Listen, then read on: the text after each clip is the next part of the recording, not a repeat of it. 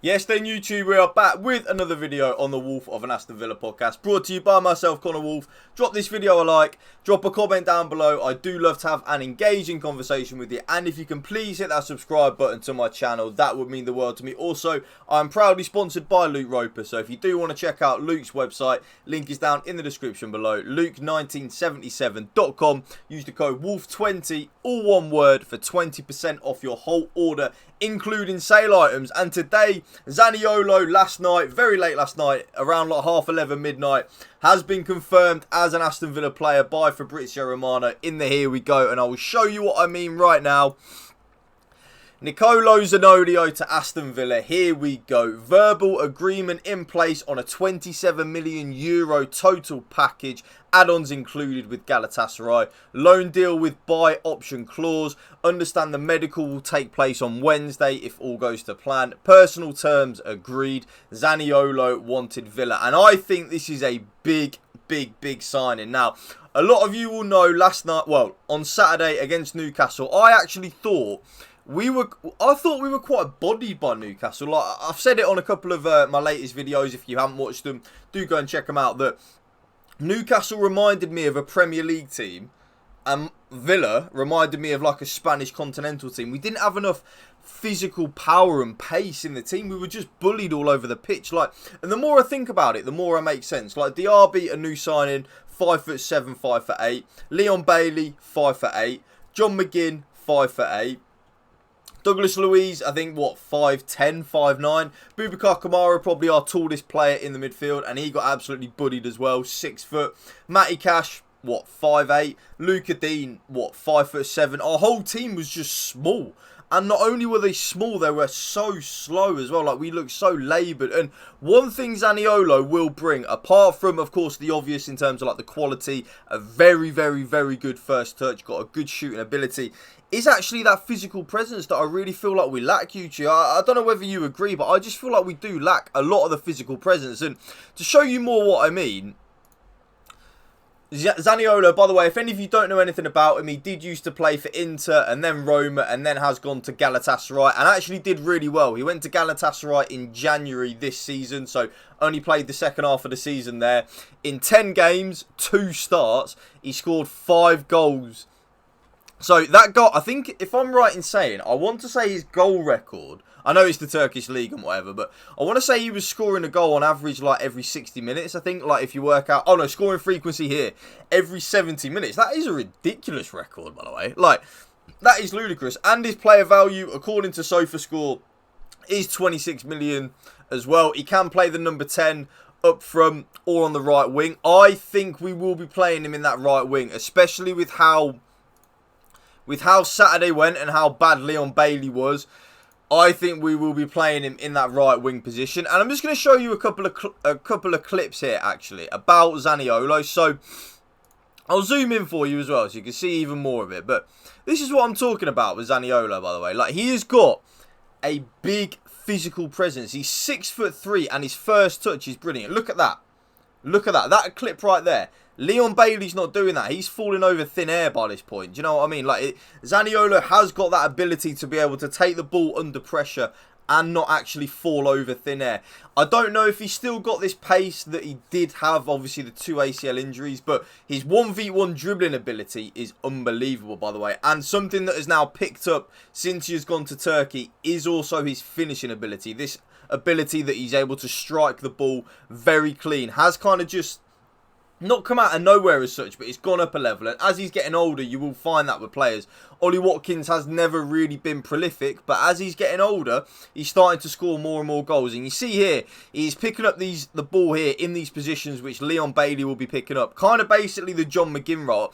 What I would genuinely say at the moment is, I think he is a more athletic, physical John McGinn, kind of, if that makes sense. So if you think of all the areas of the pitch where Zaniolo is picking up the ball here, these are areas that John McGinn picks up the ball, but then Zaniolo is more athletic than John McGinn and is able to drive forward with the ball a lot more. And now he does have the physical presence. You see that first touch. One thing I would say, he has got an unbelievable first touch, Zaniolo does. Way better than most of our players. So that is a big upside.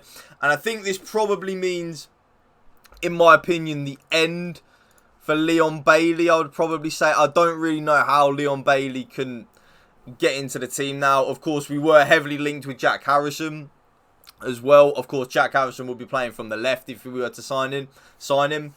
I just think this means the end for Bailey. I don't know how and when Leon Bailey is now probably going to play that many games for us at all. But you see that run there off the right-hand side, making that darting run inside. I think he will play off the right or the second striker. I think him and Diaby will keep interchanging in the games, if that makes sense. So, like, where Diaby played against Newcastle, don't be surprised to see Zaniolo there. But also, where Bailey then played, don't be surprised if we see Diaby there and Zaniolo goes and plays in like that number 10 second striker role. But you see, he loves to pick this position up here in like the right hand side of the pitch. He's so good there. So I'm really, really excited for him though. Like, I genuinely mean this. I think this is an unbelievable signing. There are a couple of things as well that I'm more than happy about. The fact that it probably then means we won't have to see. I just think, I don't want to slate him too much, YouTube, but I just think Leon Bailey's time at the club is done, and I would not be surprised if we were to sell him to Saudi Arabia or something like that in the next couple of weeks. Don't be surprised. And also, with Zaniolo, the 2 injuries are a big concern. He has done his ACL in his left knee and his right knee. How's your luck? Of course, we do literally have Mings and Buendia out with an ACL injuries between them both as well at this moment in time. But the last year or so, he's actually been pretty injury-free now. So maybe it was kind of just 2 major injuries, but not niggly injuries, if that makes sense. So Leon Bailey seems to pick up like niggly injuries and is always out for a few weeks here and there, whereas Zaniolo has now picked up 2 major injuries. But if you then actually have a look at his injury record apart from that, he's actually not that injury prone. It's just been them 2 major ACL injuries which did keep him out for a very, very, very long time. And like I was saying with the fee, for me, YouTube, it is an absolute no-brainer. I think it's 5 million or 3 million loan fee. There's a lot of rumours going around whether it is an obligation or a mandatory, like a optional purchase agreement at the end of the loan. From what I've been seeing on Twitter and stuff like that, which isn't always, of course, the best idea to get your news from, but it looks like if Zaniolo plays a certain amount of games for us in this loan deal, that is when the obligation to buy comes in. But if we then don't, so say Zaniolo has to play 30 games for us this season for the obligation to kick in. If he then doesn't play the 30 games for the 20 million obligation buy, then we will then have to pay a compensation of around about another 5 million to Galatasaray. So Galatasaray are probably happy because they think, well, if Zaniolo is going to play as good as he will play nearly every game for us. So we will get the 20 million obligation plus the 3 million loan fee. If they don't, we still get some money for the whole year that he is out anyway. And he's probably going to have a good season at Villa, which then means when he comes back to us in the summer, we can then sell him on again. I'm excited, and I think he's the type of player. Of course, Monchi did sign him at Roma as well, by the way. So our sporting director, Monchi, does know all about him. According to Fabrizio Romano as well, Unai Emery has been very pushful or forceful in wanting Zaniolo at the club. And there's a lot of key attributes that he has, which I feel we lack, which does make a lot of sense. His physical presence. He's a big 6'3" guy. He's got a brilliant worldie of a first touch. He's able to receive the ball under pressure a lot.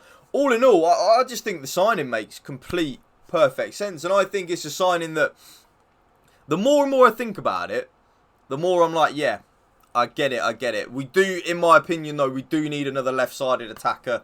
Of course, Buendia out for the season. We then literally only have Ramsey that can play there. Coutinho, I think, won't be a part of our squad come the end of the transfer window. I do think he's going to go Saudi Arabia. So I think next up for me would either be a left back, a right back, or a left-sided attacker. They are the 3 most urgent positions for me. And what I mean by a right back as well, YouTube, is maybe like a Foyth, who we are heavily linked with at the minute. A right back that can tuck into centre back to then help out with Diego Carlos, Konsa and Torres. And then we have Moreno bombing on from the left. But that is going to be the end of the video. Drop a like to show your support to Zaniolo signing for Aston Villa. I would expect an official announcement probably today as this video goes live from Aston Villa. So yeah, drop a like on it. Drop a comment down below. Let me know, do you think this is a good signing or not? And if you can hit that subscribe button to my channel, that would also mean the world to me. Thank you for watching. Remember, spread the love and positivity. PMA, positive mental attitude. Peace out. One love. Up the Villa.